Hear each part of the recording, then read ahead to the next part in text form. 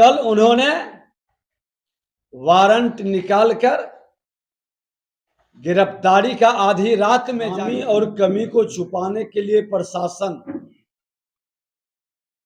के विरुद्ध जो आवाज उठाएगा उसका नाम डाल करके वारंट निकालकर उसको गिरफ्तार करेगा। संघर्ष का आह्वान होगा और जितनी ताकत है आप लगा लीजिए। सामाजिक सद्भाव नहीं बिगड़ने देंगे।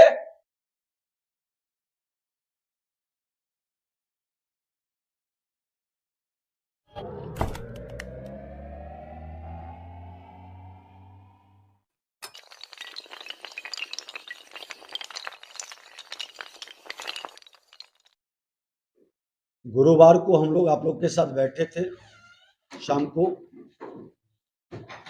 और जो लोगों से हमने सब पीड़ित परिवार से मिलके आया था और कार्यकर्ताओं से जो फीडबैक लिया था, सब सशंकित थे कि अपनी खामी और कमी को छुपाने के लिए प्रशासन के विरुद्ध जो आवाज उठाएगा उसका नाम डाल करके वारंट निकालकर उसको गिरफ्तार करेगा। और आज यही खेल हो रहा है। आज हमने जिलाधिकारी और एसपी को बुलाए थे। जिलाधिकारी ने कहा कि सर्किट हाउस जाने का माहौल नहीं है, और एसपी को 2 बार फोन लगाया गया, उन्होंने फोन ही नहीं रिसीव किया। प्रशासनिक अराजकता इस जिले के अंदर चरम पर है, और जिस तरह से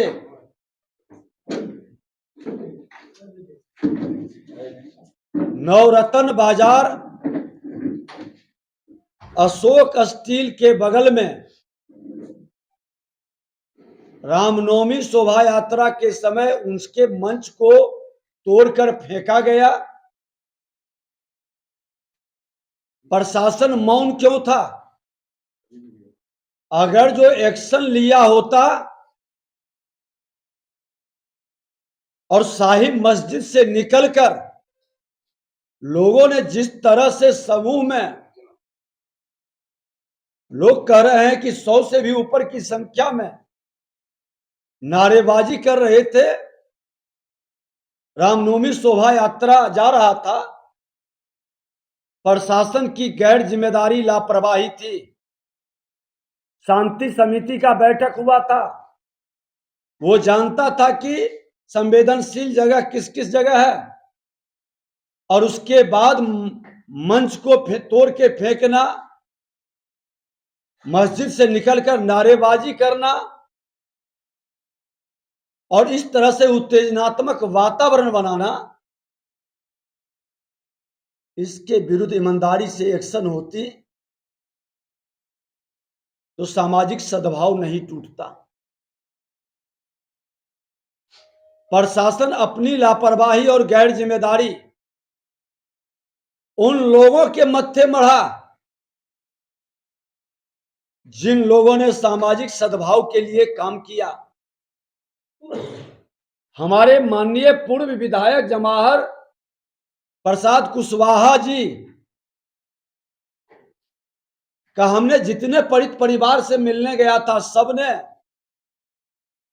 और यहां तक कि बता रहे थे कि डीआईजी भी लेकर उनको घूम रहे थे शांति बहाल करने के लिए। और परसों गुरुवार को शाम को वो भी मेरे साथ मौजूद थे। यहाँ के डीएसपी, एसडीओ, डीडीसी सभी लोग आए थे। एक बार किसी ने चर्चा नहीं किया कि ये उन्माद फैलाए हैं। उनकी गलती यही थी कि उन्होंने सच को बता रहे थे प्रशासन के सामने। उन्होंने कहा था कि अगर जो संवेदनशील जगह पर पुलिस की मुस्तैदी होती, बम बनाने वाले लोग को चिन्हित करके गिरफ्तारी होता और असामाजिक तत्व के जिसका पीएफआई से कनेक्शन रहता है उन लोगों पर ईमानदारी से कार्रवाई होती तो सामाजिक सद्भाव का वातावरण नहीं बिगड़ता। और इस तरह का बयान देना प्रशासन को नागवार गुजरा और कल उन्होंने वारंट निकालकर गिरफ्तारी का आधी रात में जाकर गिरफ्तार करना ये दुखद दुर्भाग्यपूर्ण नहीं, ये शासन प्रशासन में बैठे लोगों की तानाशाही प्रवृत्ति है।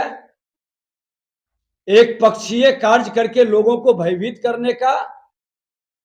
वो तो माननीय विधायक 5 बार रह चुके हैं, दिन भर अकेले बिना बॉडीगार्ड के घूमते हैं। आप बुलाते वो आपके थाना पर चले आते।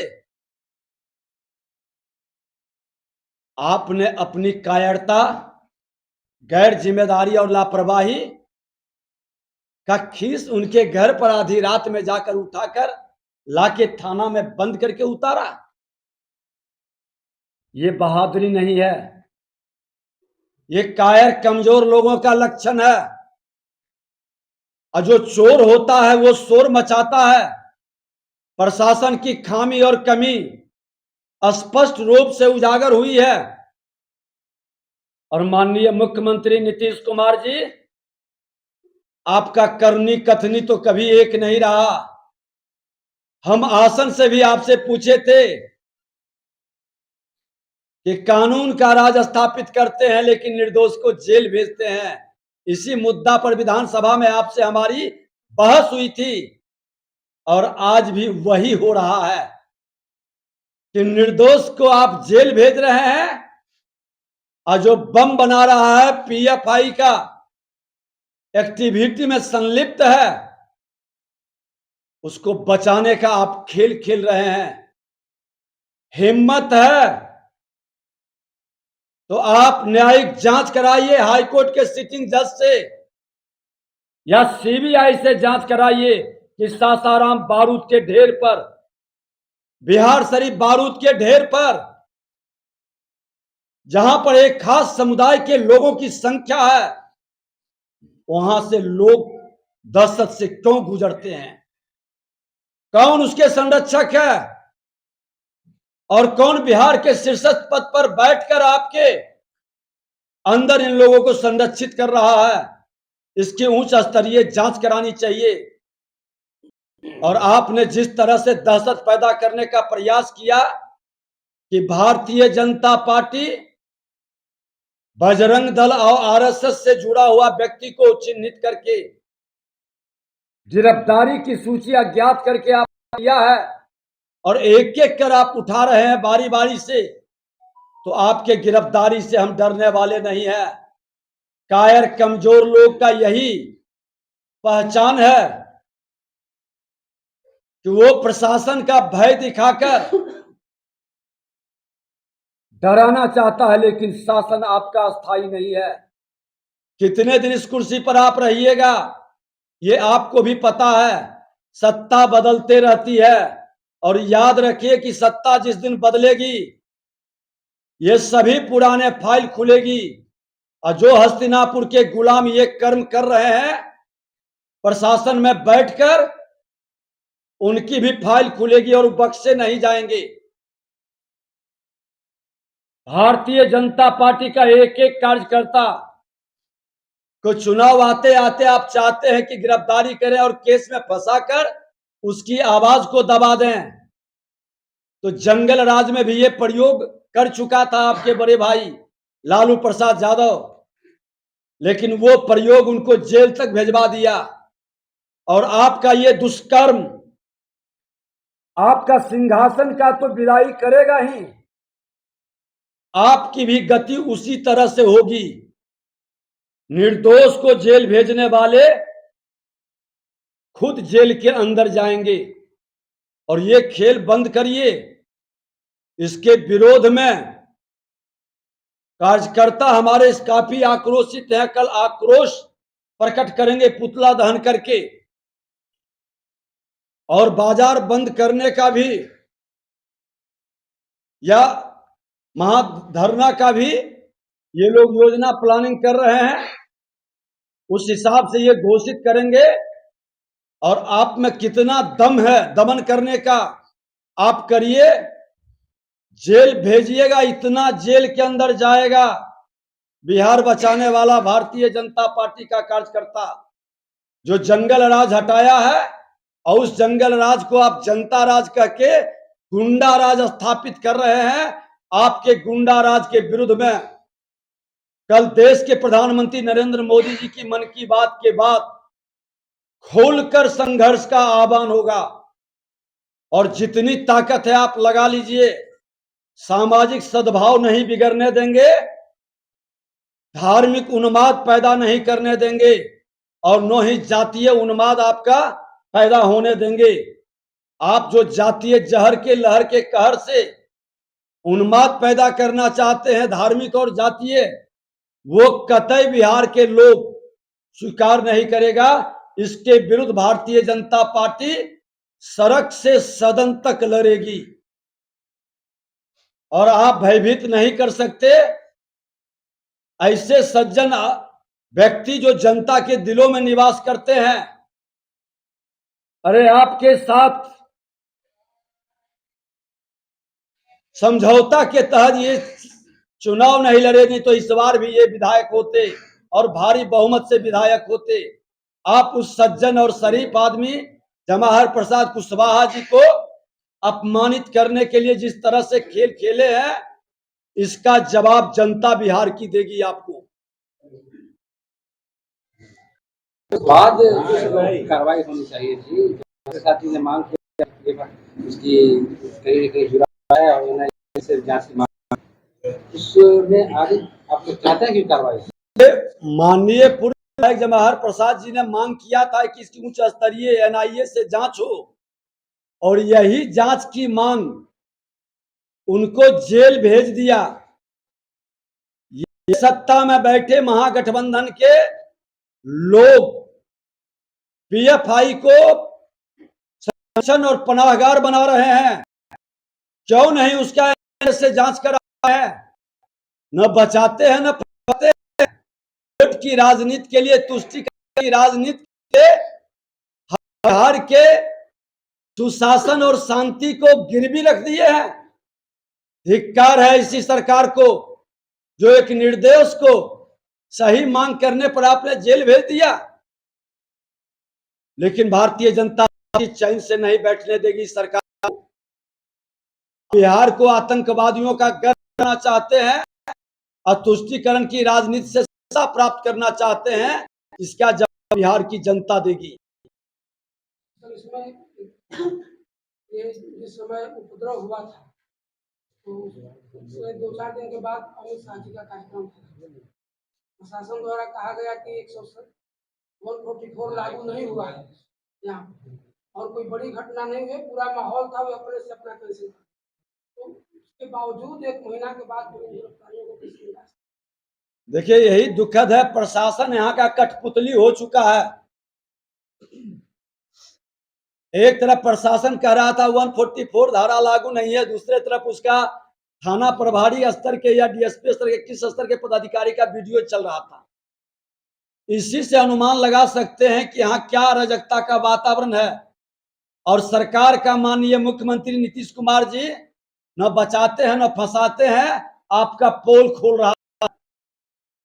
करनी कथनी में कहीं समरूपता नहीं है। आपका इकबाल ऐसे भी खत्म हो चुका है। और सासाराम की बर्बादी का ही नहीं, नालंदा अपने गृह जिला में भी आग लगवाने में और सासाराम में आग लगवाने में आपके शासन प्रशासन की खामी लापरवाही का नतीजा है।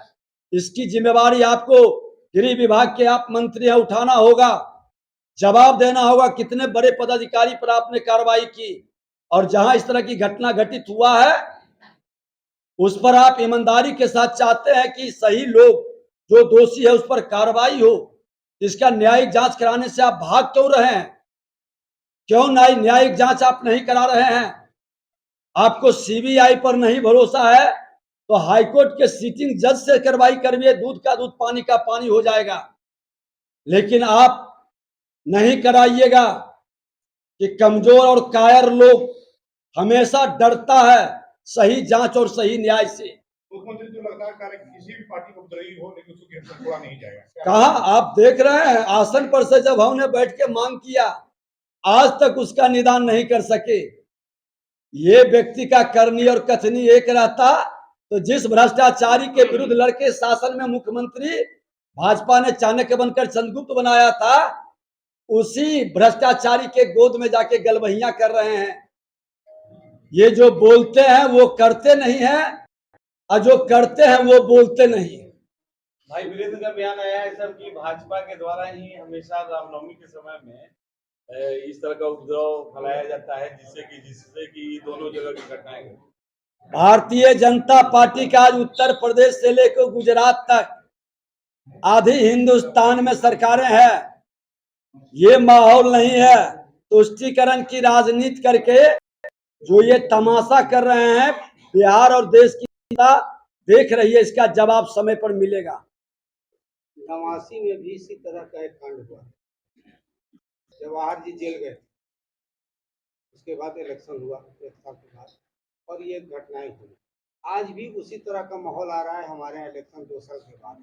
भाजपा के कई कार्यकर्ता पकड़ेगा और 1 महीना के बाद जवाहर जी पकड़ेगा और तब ये बातें हो रही है। इसको किस परिप्रेक्ष्य में देखिए, ये मुख्यमंत्री अपनी खामी कमी सरकार की छुपाने के लिए भाजपा और संघ परिवार से जुड़े लोगों को पकड़कर ये दिखाना चाहते हैं कि ये इन लोगों ने किया है।